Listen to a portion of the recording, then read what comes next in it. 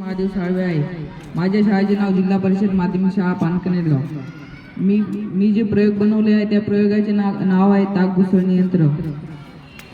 आपणास माहीतच आहे, आपला भारत देश म्हणून कृषी प्रधान देश म्हणून ओळखला जातो. शेतकरी कृषी बरोबरच वेगवेगळे पूरक व्यवसाय करतात. शेती बरोबरच कुक्कुटपालन, मत्स्यपालन, पशुपालन व रेशीम पालन असे अनेक उद्योग करतात.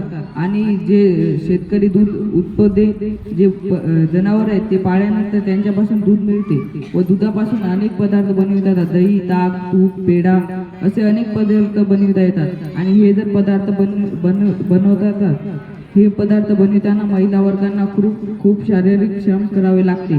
शारीरिक श्रम म्हणजे ह्यात वापरण्यात आलेली रई. ही जी रई आहे ती हाताने फिरवावी लागते आणि ही रई फिरवताना हाताची आगही होते आणि हातातील स्नायूही खूप दुखतात. आणि याला फिरवताना वेळही खूप लागतो. आणि मी अतिशय कमी खर्चामध्ये आणि कमी वेळामध्ये जास्त काम करून घेण्यासाठी मी बनवलेले मशीन उपयोगी पडत आहे. आणि याचं साहित्य आहे पाईपचे तुकडे, मोटार, रई, प्लेट.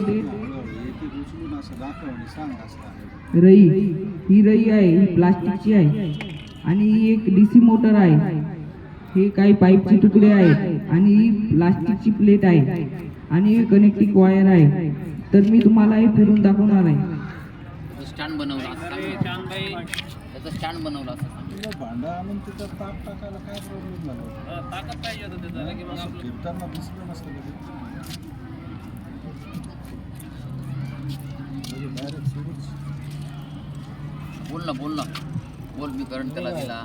हां तर याला फिरतंय बघा. याचे फायदे असे आहेत की याला खूप कमी वेळ लागतो आणि वीज पुरवठाही कमी होतो आणि विजेची बचतही होते. आणि ते ताक उसळून त्याच्यामधलं लोरीवरती येते असं ना. चला थँक्यू. त्यांनी जितकं सांगितलंय त्याच्या